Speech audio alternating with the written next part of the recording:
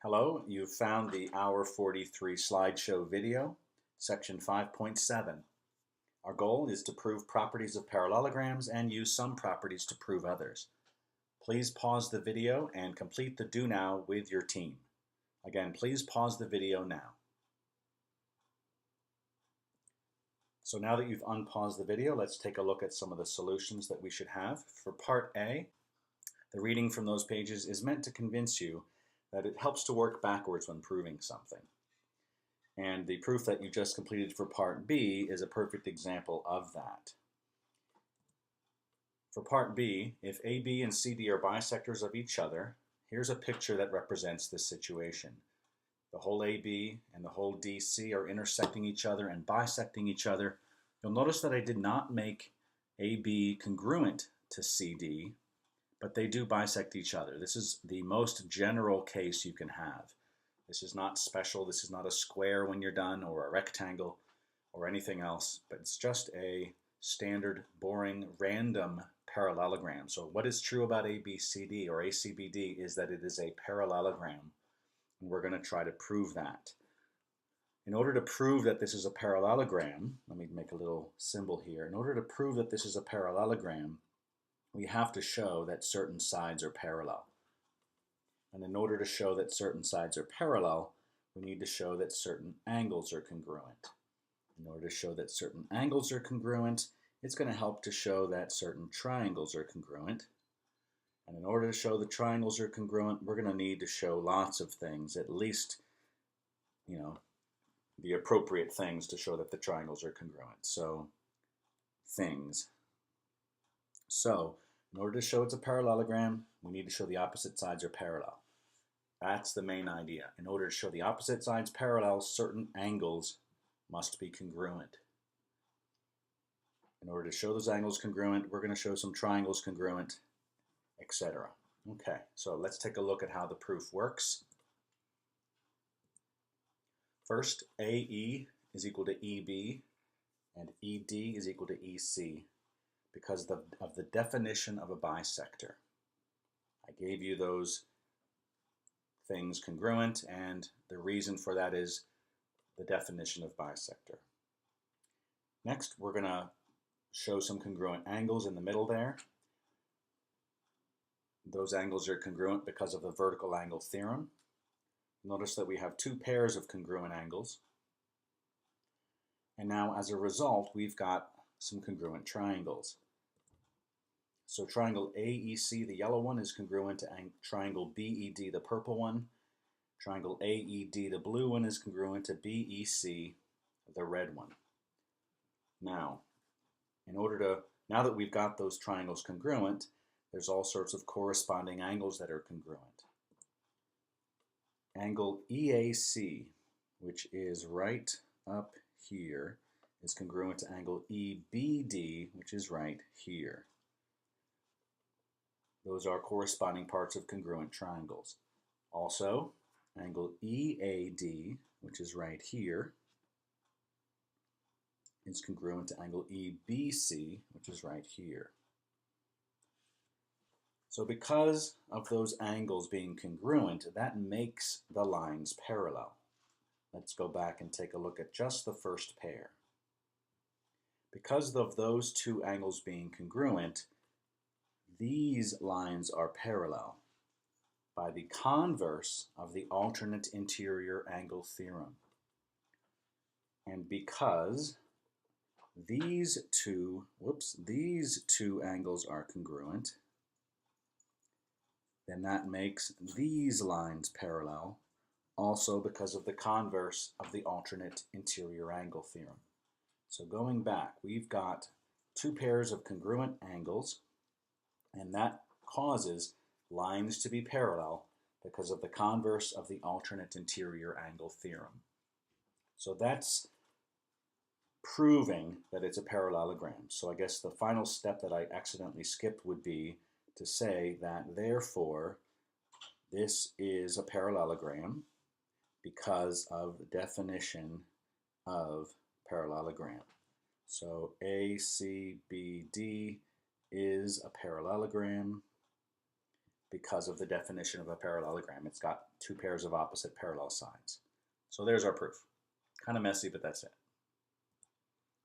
We can turn our discovery into a conjecture, and that discovery is that if a quadrilateral has diagonals which are bisecting each other, then that quadrilateral is a parallelogram. So go ahead and add that conjecture to your notes. If a quadrilateral has diagonals which are bisecting each other, the quadrilateral is a parallelogram. You can pause the video now to do that. Moving on to the homework. Let's take a look at the homework solutions.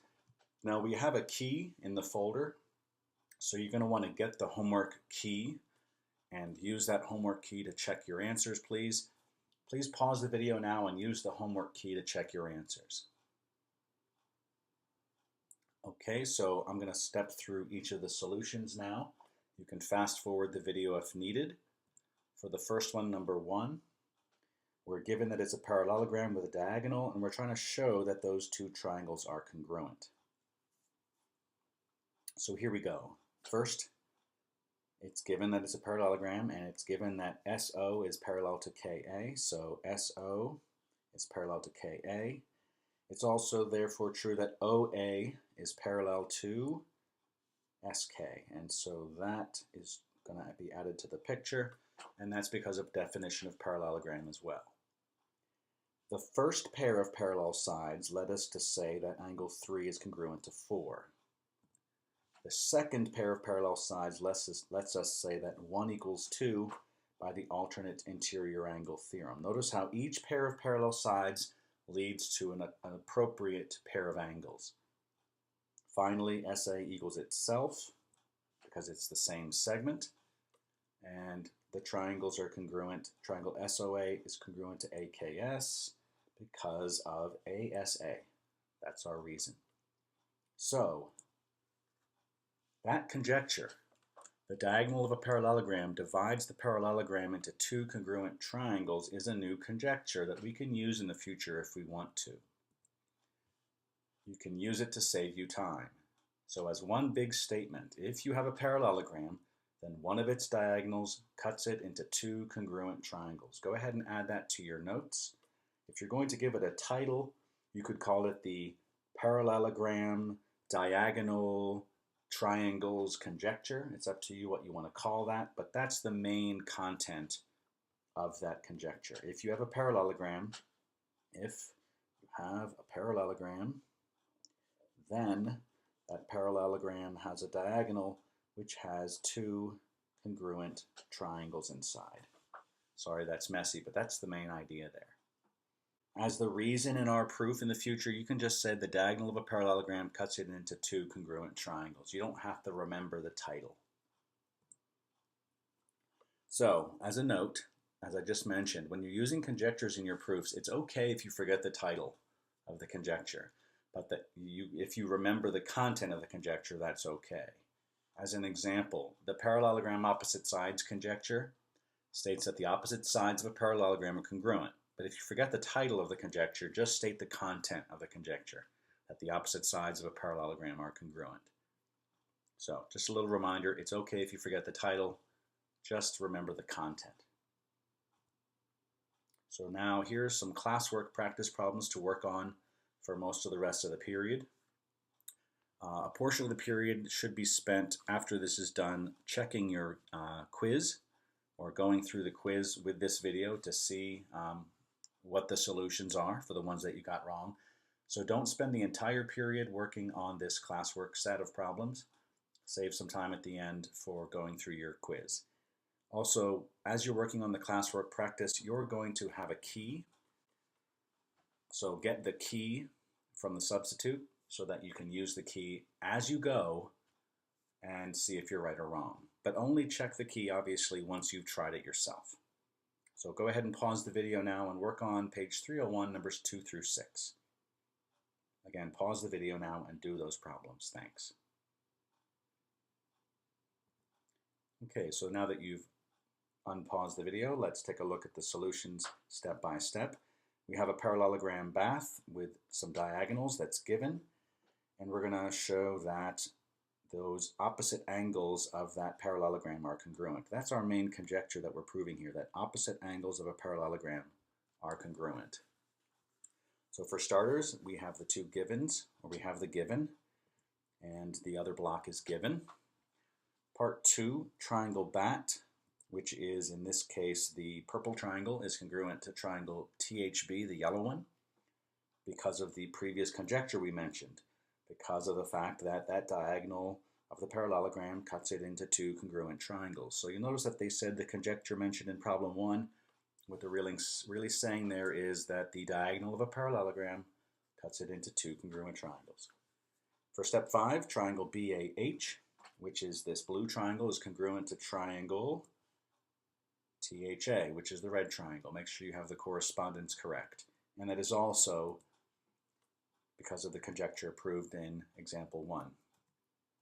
Whoops, went a little bit too far. So then those angles are congruent by CBCTC, and therefore angle HBA is congruent to angle ATH by CBCTC as well. Okay, so that's number 2. Pretty easy. Moving on to number 3. So here we're trying to prove that if the opposite sides of a quadrilateral are congruent, then the quadrilateral is a parallelogram. Let me get my marker here. If the opposite sides of a parallelogram are congruent, then the quadrilateral is a parallelogram. So we're trying to prove that it's a parallelogram, and in order to do that, we have to show that the opposite sides are parallel. And in order to do that, we need to show that the angles are congruent, etc., working backwards. So from the beginning, we have our givens. WA is congruent to RT is given. WR is congruent to AT is given. And you should have added that those two, WT and TW, are equal to each other, same segment. So therefore, the triangles are congruent. Triangle WRT and TAW are congruent by SSS. And now, because the triangles are congruent, angle 1 must be congruent to angle 2. And now, this is important. Because angle 1 is congruent to angle 2, certain lines are parallel due to that. Because angle 1 and angle 2 form this Z shape here, they make the top RT parallel to WA. So if angles are congruent, then segments are parallel, and that's the converse of the alternate interior angle theorem. Remember that the original alternate interior angle theorem says that if segments are parallel, then angles are congruent. Now we're going backwards. If angles are congruent, then segments are parallel. Next, angle 4 is congruent to angle 3. And because those two angles are congruent, that makes some segments parallel. That makes segment RW parallel to TA for the same converse of the alternate interior angle theorem reason. It's very important that we pair those up correctly. 4 and 3 are congruent leads to RW is parallel to TA and no other answer. Finally, because those segments are parallel, both pairs are parallel. Because that pair is parallel and that pair is parallel, we can say that it is a parallelogram because of the definition of a parallelogram. Moving on to number 4. We're trying to show that this is a parallelogram if it's got SP congruent to AO and SP parallel to AO. So you notice that that's just one side that's congruent and parallel to the other side. And we're going to prove that it's a parallelogram. So, starting off with the givens. Now moving on, we have angle 1 is congruent to angle 2. That's the only correct answer that you can say after you state that SP is congruent to OA. Parallel. Because SP is parallel to OA, the Z shape formed here lets us only start by saying that angle 1 is congruent to angle 2. Sorry, it's a little bit messy. Let me try that again. Because SP is parallel to OA, that allows us to say only allows us to say that angle 1 is congruent to angle 2, not angle 3 and 4. So angle 1 is congruent to angle 2 by the alternate interior angle theorem. That's our next statement. Segment PO is congruent to itself, and then finally those two triangles are congruent because of SAS. Now that the triangles are congruent, we can state that certain parts are congruent. We can state that angles 3 and 4 are congruent because they're corresponding parts, CPCTC. And because angle 3 is congruent to angle 4, that makes side PA parallel to SO by the converse of the alternate interior angle conjecture again.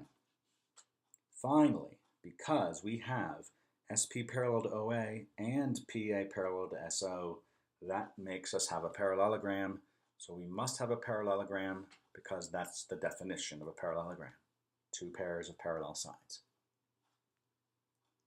Moving on to number 5. That proof lets us state a conjecture. If one pair of opposite sides of a quad is parallel and congruent to another, then the quad is a parallelogram. Number 6 is a little bit tricky, but before we do that, a little reminder. The definition of a rectangle is that it's a parallelogram with right angles, or it's a parallelogram with all congruent angles. Either one of those two is an appropriate definition. Also, a rectangle is a parallelogram. So if the opposite sides of a parallelogram are congruent, then the opposite sides of a rectangle are also congruent. That's key here. We're going to need to mention that the opposite sides are congruent, and we're allowed to do that because a rectangle is a parallelogram. Moving on, let's do number 6 here. Okay, number 6. Our conjecture that we're proving is that the diagonals of a rectangle are congruent. You'll notice that the diagonal GY is the long side of a triangle, and the diagonal IO is the long side of a triangle. There's multiple triangles that you can use here, but we're talking about the two triangles that overlap like so. So those two triangles, if we can prove them congruent, then GY and OI will be corresponding parts, and that'll be fine. So for starters, we're going to say that the IY segment is congruent to the GO segment. They are congruent because opposite sides of a parallelogram are congruent. Since a rectangle is a parallelogram, we can say that.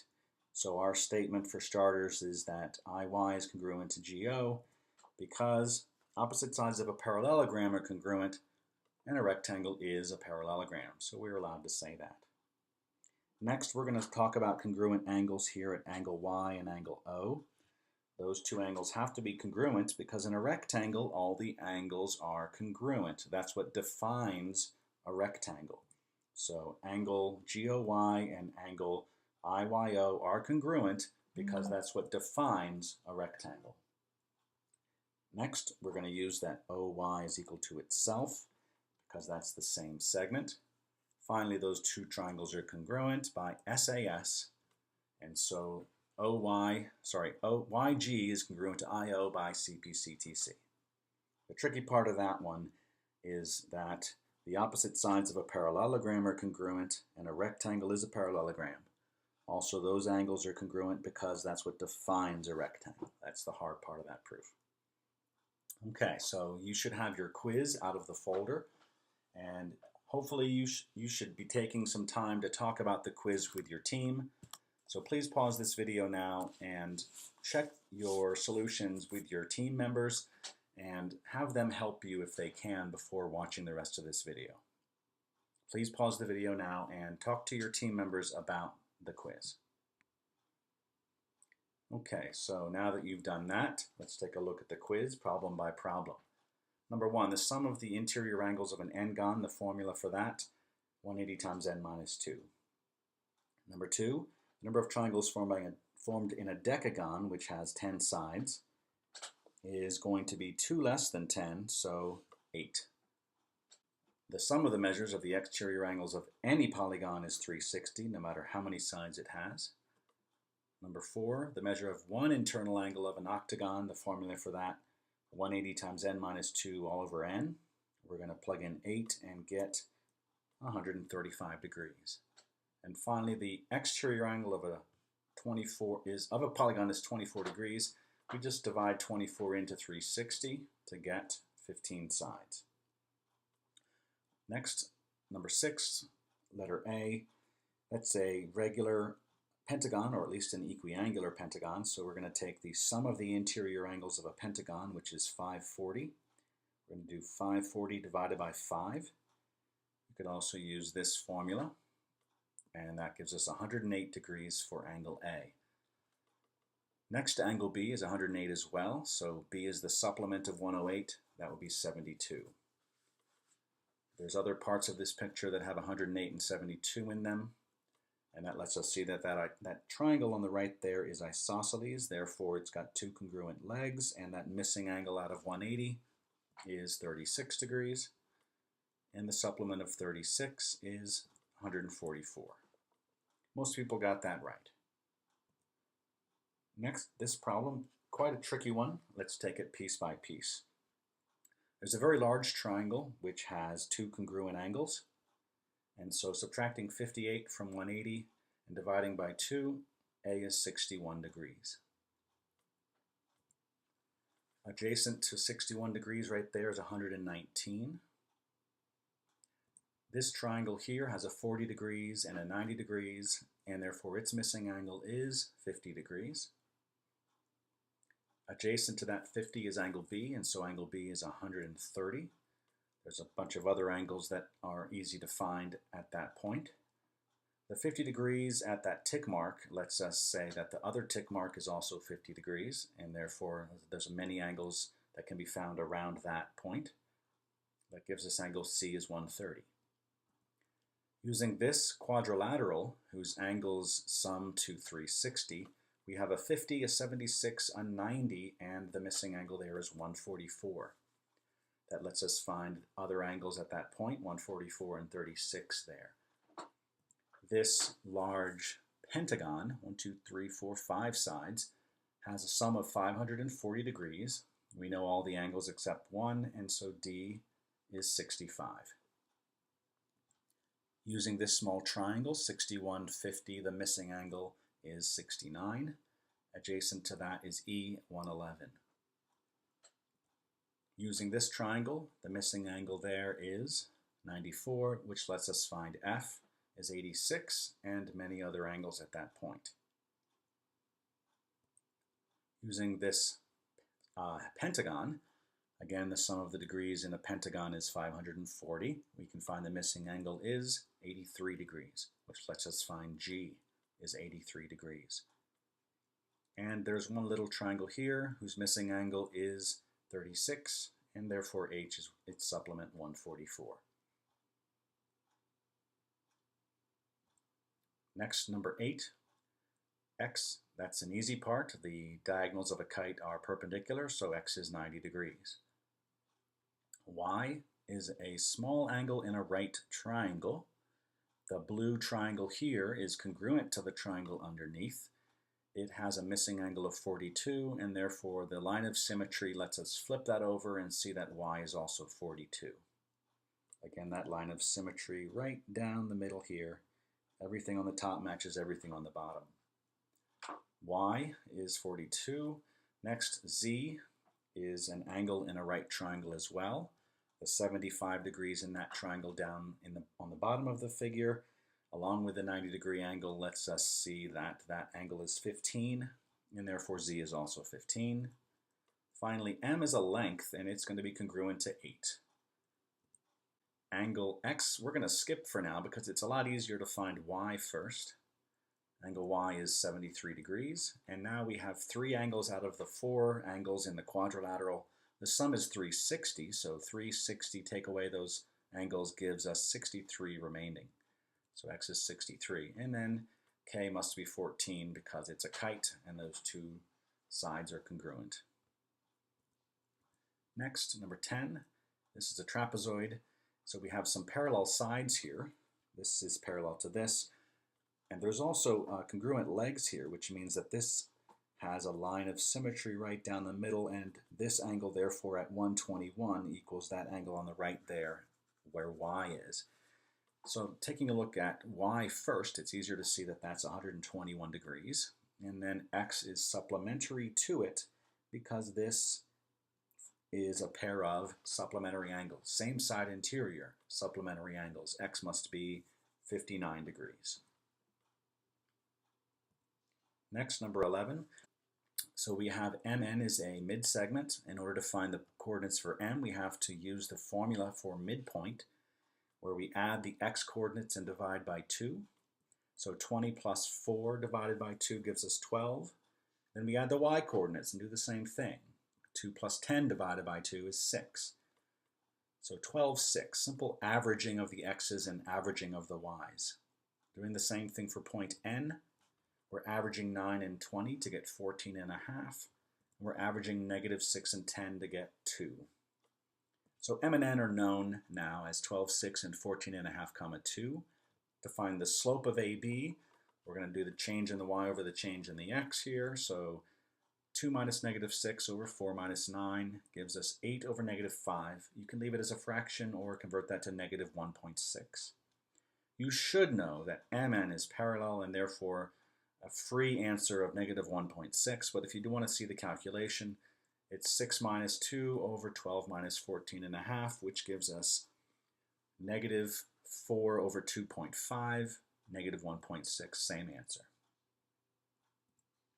Next, number 12, Z, that segment in the middle is a mid-segment, therefore it's forming some parallel sides here, or parallel lines here. X is clearly a corresponding angle to 60, so it's 60.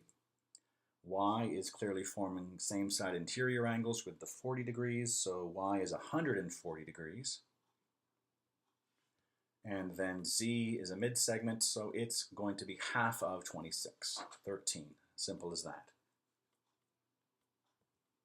Number 13, there's two ways to do this, an easy way and a hard way. Let's take a look at the easy way first. The difference between these two values here is 11. The difference between these two must be 11 as well, so 24 plus 11 is 35. That's the easy way. If you're going to set this up algebraically, that's the way I would hope that you can also do this. You should say that 13 plus q divided by 2 gives us 24. You multiply both sides by 2 to get q plus 13 is 48, and then you subtract 13 to get 35.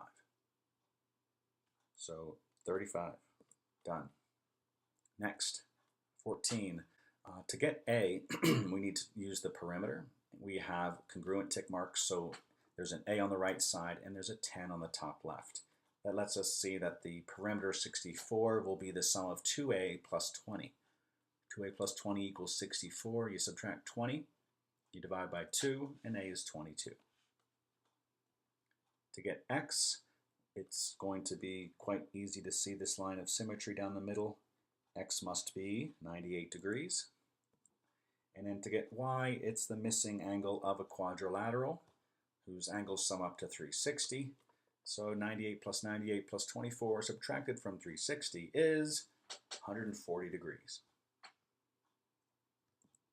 Number 15, some people got tricked and thought that this was an isosceles trapezoid, but it's not.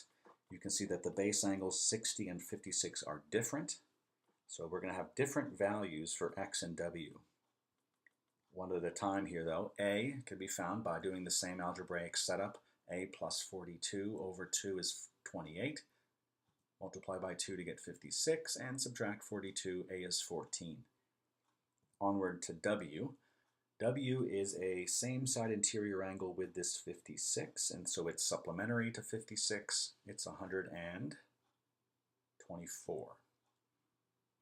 X is a same side interior angle, let me change colors here, with the 60 degrees, and so it's supplementary to 60, 120 degrees.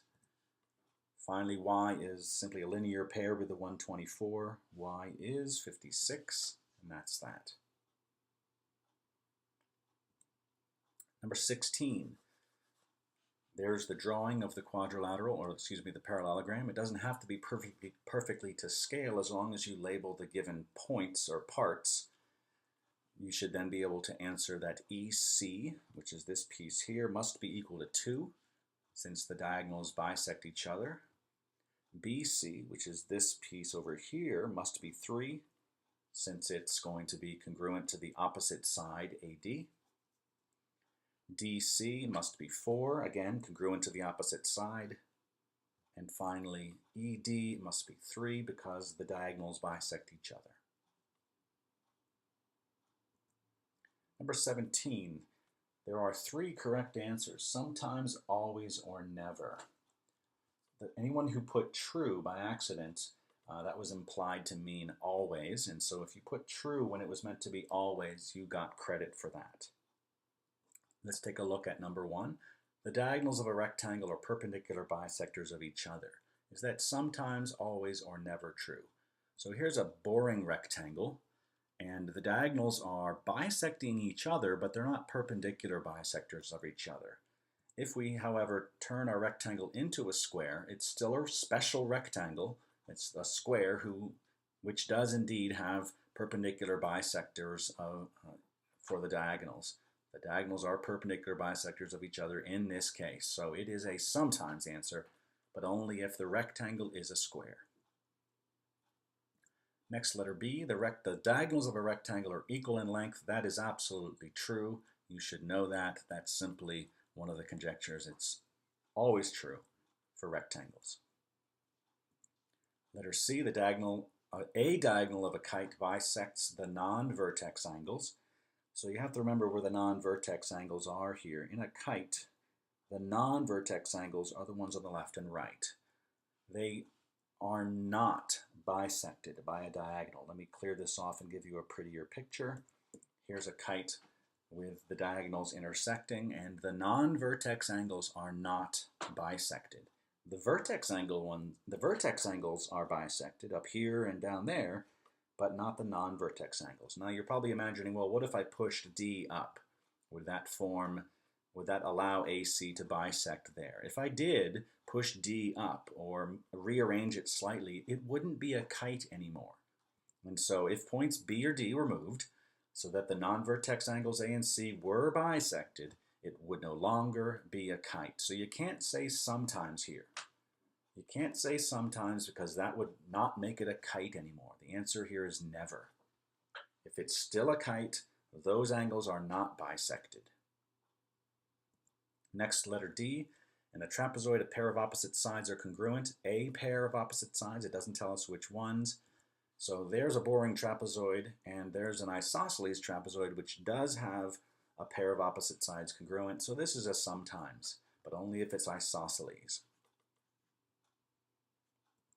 Next, letter E. The consecutive angles of a parallelogram are supplementary. Absolutely, positively, always true. Always, always, always. No matter what pair you pick, as long as they're consecutive, they are supplementary. Next, the diagonals of a kite bisect each other. Well, here's a kite with diagonals intersecting. You'll notice that diagonal DB is always bisected, but do they bisect each other? No, because AC is not bisected. This is different to this. Okay, now you're probably thinking, well, what if I move points C or A around? Could that be rearranged so that the kite's diagonals do bisect each other? Well, if they did, then it wouldn't be a kite anymore. So if A or C were moved so that AX equals XC, it would no longer be a kite. It has to stay a kite, and if it stays a kite, only one diagonal is being bisected. That's that one. So the answer here is never. The diagonals of a kite don't bisect each other. Only one is being bisected. Next, G. The diagonals of a trapezoid are congruent. There's a boring trapezoid with non-congruent diagonals. There's an isosceles trapezoid. Yes, sometimes the diagonals are congruent, only if it's isosceles. And finally, H. The diagonals of a rectangle form 4 isosceles triangles. 4 isosceles triangles, I didn't say 4 congruent isosceles triangles. There's 4 of them, the red, yellow, green, and blue, and they're all isosceles, but they aren't necessarily all congruent to each other. It's still true, always, there's 4 isosceles triangles. 1, 2, 3, 4. 4, okay. Next, 18, there's multiple right answers to this one, or to many of these questions, but you'll notice that we can't use square as an answer.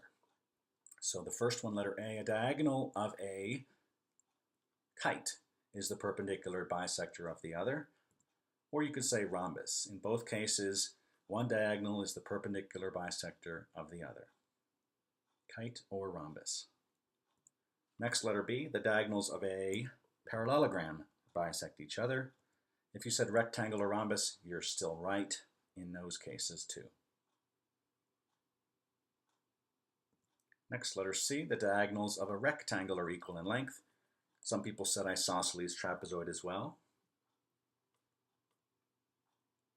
And finally, letter D, the diagonals of a rhombus are perpendicular bisectors of each other. That's the only answer we can have here because we're not allowed to say square. 19, so 19 had a tricky part, which we're going to get to. Here's the picture. So we have a rectangle ABCD with diagonals AC and DB intersecting at point E, and the givens on the bottom there, if angle BAC is 30, we have a 30 degrees, and AD is 2 feet, we have a 2 right there, then we can find the rest. Here we go. So, like we said before, the diagonals of a rectangle are congruent, and they bisect each other. So AE and EC and EB and ED are all congruent.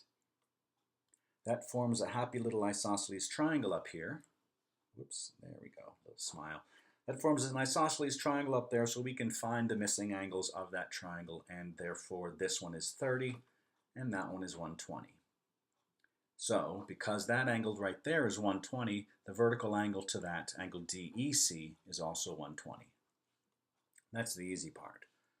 Now, adjacent to 120 is the 60 degrees right there. And because the corner angle at A, the full angle DAB is 90, we can find that the missing angle is 60 degrees right next to it. So we have two 60-degree angles that we can find, and then because you can see there's another 60 that must be there, this triangle is an equilateral triangle. It's got 3 60-degree angles, and therefore 3 congruent sides. This side, where the 2 is congruent to the rest. So that's the hard part about this problem, seeing that all 3 of those pieces are congruent to each other because of that triangle being equilateral. Therefore that's 2, and that's 2, and therefore the entire length of DB is 4. Moving on to number 20. For number 20, if you drew the rhombus and you labeled it in such a way that points Q, R, S, and T were situated such that angle QTS did not look like 120 degrees, this was more difficult to do. So after you had drawn your picture, hopefully you looked at angle QTS and noted that it should be obtuse, 120 degrees. So that being said, 120 degrees at QTS and QT is 12 inches. Because the diagonals of a rhombus bisect the angles, we can say that those 2 angles are each 60 degrees. Because the diagonals are perpendicular as well, the missing angle in this triangle here is 30 degrees. All 4 of those triangles are congruent because of the symmetry of the shape and the bisecting of angles that's going on, and therefore there's 30 degrees and 60 degrees all over the place.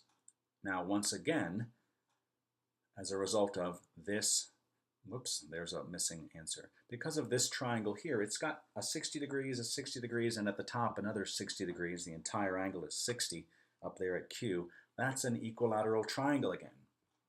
Therefore, this side on the left is 12, this on the right is 12, and the entire thing from here to there is also 12.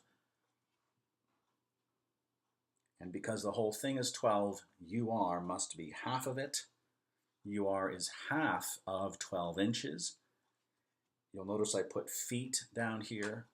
So half of a foot is the correct answer. You could have said 6 inches or 0.5 feet. Anybody who put a 6 there, I did not take points off if you didn't say 6 inches. Okay, that's that. A tricky one for sure, but seeing that we have an equilateral triangle is the key. Next, number 21. The first line of our proof is the given. Parallelogram PDQR with diagonal PQ is given. There's two main ways that most people did this proof. Here's the more common way, starting with QD equals PR because opposite sides of a parallelogram are congruent. That is not definition of parallelogram. You should only say definition of parallelogram if you're stating that the opposite sides are parallel. Next, DP is equal to RQ for the same reason. Opposite sides of a parallelogram are congruent. QP is equal to itself because that's the same segment. The triangles are clearly congruent by SSS. And then finally, those two angles are congruent because of CPCTC. So that's the main way. You could have shown those two triangles congruent by using ASA instead. An alternate proof could have used that the parallel sides of the parallelogram are there, and then as a result of that, we have some alternate interior angles that are congruent, some more alternate interior angles that are congruent, and then you can use ASA instead to show that the triangles are congruent. So that's the way a couple of people might have done it. Last but not least, the extra credit, number 22/extra credit. So we've got a whole lot of different shapes here. The biggest set of shapes is the polygon. The two next biggest set of shapes would be the the quadrilateral and the triangle. Let's start with the quadrilateral and the triangle. So triangles, and inside of triangles you've got the isosceles triangles, and then quadrilateral, and inside of there you've got everything else that's left. We're going to take a look at the trapezoids inside of there, along with the isosceles inside, and the kite is in there too. We haven't mentioned parallelograms or all the other different special parallelograms yet, but this whole set is one big happy family. The parallelogram is the biggest set, and inside of it are the rectangle, rhombus, and square. However, the key is that the rectangle set and the rhombus set have to overlap because the square is both. It belongs in both sets. That's the only way to get it to work. Okay, so those are the solutions to the quiz. Your homework, quite a few things to do here. Most important is to study for the test. The page 302, numbers 7 and 9, you already have the key to that on the back of the classwork key. Try them and check as you go, please. Also, the handout 5.7, numbers 1 through 3. The key to that is on the back of the handout itself, so check those as you go as well. Work on the quiz corrections is important, but remember that the corrections are due in one cycle. If you watch this whole video, you see the solutions to everything. Finally, study for the test. The test covers 4.1 through 4.7 and 5.1 through 5.7.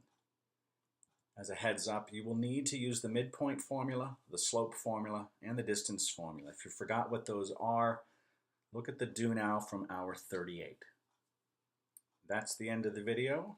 Thanks for watching and have a good one.